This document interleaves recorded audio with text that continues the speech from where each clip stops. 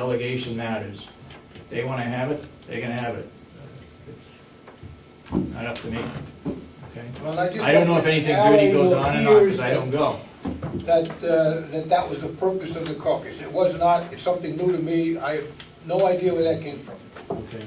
Yes, ma'am. Could you explain to me who makes the final decision on what happens with the nursing home? What happens with the building? The delegation has approved a budget for the county, which the commissioners are in charge of overseeing. That's so correct. Who ultimately has control over what happens to the old building? That's correct. The commissioners have the authority to decide what happens to the old building.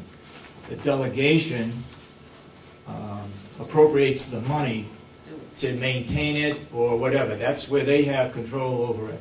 But as far as we could mothball it and just let it sit there, doesn't cost anything, we have that authority to do that because we're responsible, as you say, for the buildings. They're responsible for strictly funding. Or not coming up with the money. Yes. Okay. That's according to RSA, I believe. Anybody else got any comments? Yes, Mr. Babson. Two things, Mr. Chairman. I came across my paperwork for the pellet boiler this morning, and there's a whole stack of it. Can you tell me who the manufacturer is so I can throw away the rest of the stuff? Oh, somebody in Wisconsin. Yeah, it's. I have it down in the office. Or the make? Yeah. I mean, somebody must know. Commissioner Albee, you know right off the top of your head?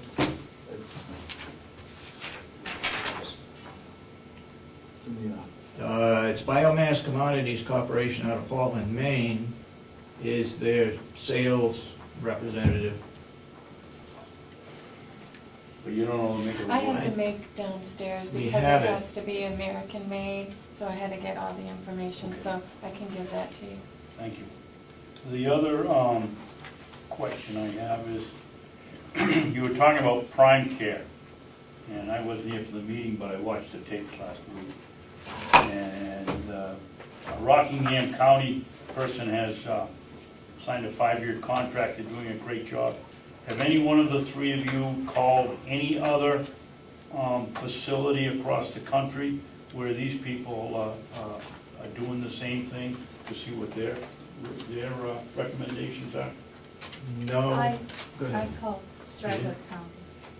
Has anybody called? Thank you. What, they have the same thing? Say the same thing? Yeah, they were very good. Why they went with them? Because at the time they had not enough nurses, so they were understaffed. And the nurses belonged to a union, and they wanted to pay the nurses in the jail a little bit more money. But the union said, no, if you pay the nurses in the jail more money, you have to pay all the nurses, also from the nursing home. They didn't have it in the budget, so they went with prime care. And they learned a lot from prime care. And after a while they opt out because then they came with their own nurses, their own doctors, and they say prime care is making 20% profit and they can use that for themselves now. They actually have the knowledge now, know how to do it and how to run it. Well, but they did a good job, they said. That's good information, and I would try a couple of more to boot, just outside of New Hampshire to see what the reaction is. There's no other, I believe, in New England. They're heavy in West Virginia and heavy in Pennsylvania, which is where they're located in Pennsylvania. And I'd be glad to share the information we have here, the history of the company, and even a partial contract. And we can take it on a 1-year basis or a 5-year basis. Any time period on a contract would be up to us.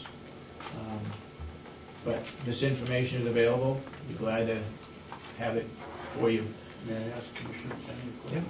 Yeah. Commissioner Kenny, did they indicate to you whether prime care has been gone a year or more, so they have some idea whether they really did save the 20% when prime care left, or was prime care really saving the money?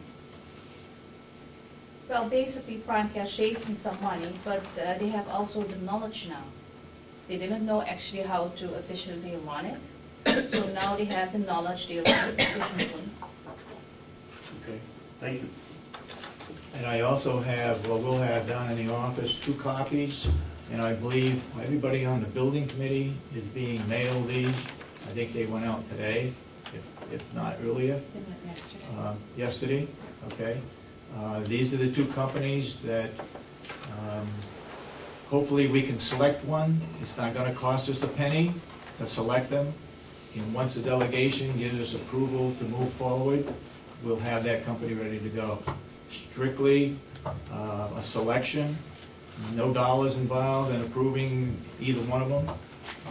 But look them over, and it's a recommendation from that building committee to the commissioners, and we'll make a decision hopefully that day as to which one to go with. Now, we've had 9, as I explained last week, about 9 different bids that came in. And some of them, 2 of them were from Texas, 1 was from Michigan, and I forget where the other ones were. Some of them were just individuals.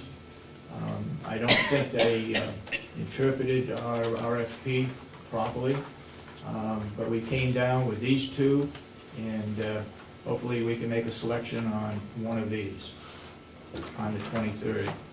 Okay. Anybody got any other further questions?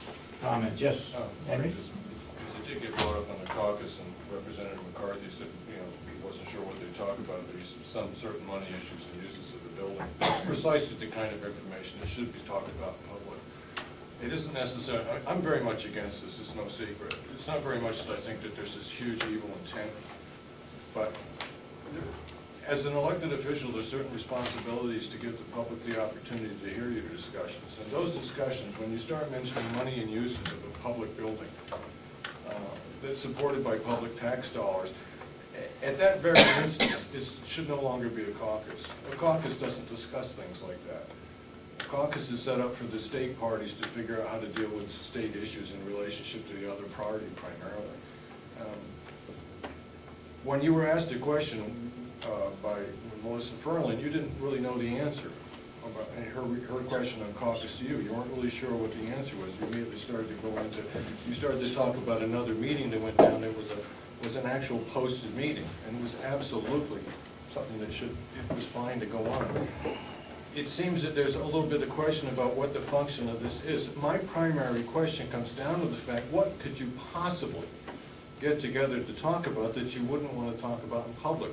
So why would you want to do this in a situation where the public isn't privileged to come? I'm not even sure they'd show up, but they don't even have the privilege to show up when you're going to discuss a building that's owned by the public, supported by tax dollars, and will have effect on taxpayers in the future. It's just wrong to do it in caucus. That's all. Yes, sir? Yeah, I've now heard several observations by various people, members of the public, Democratic Party officials or activists, members of the press, members of the commission, representatives, everybody opining on the meaning of the Government and the Sunshine Act in New Hampshire. Now, I am not in any way up to speed on the meaning of that act in New Hampshire. I have functioned as a counsel to administrative agencies at the state level under similar laws. Wouldn't it be a good thing, instead of having this law have this sort of constantly morphing shape, depending on who's interpreting it, for the commission to get its officially designated legal counsel to sit in and give it guidelines and rulings so that we get a consistent application of the law, whatever it means, okay? So we don't have this constant question of, are you violating it? Are you violating it? Can we do this? Can government be run efficiently?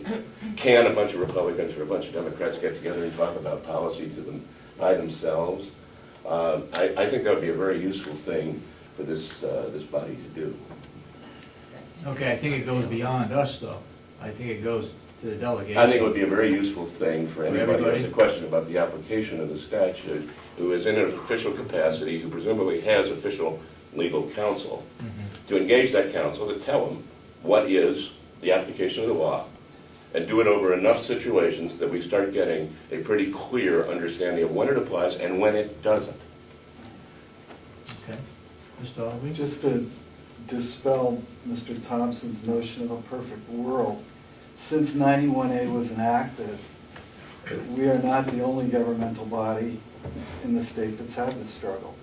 And if you spend a little time examining the records of any of the counties, towns, localities, and their discussions about the implementation of 91A, and their discussions with the Attorney General's office, their insurance carriers, their counsel, if you will, you'll see how foggy that law is.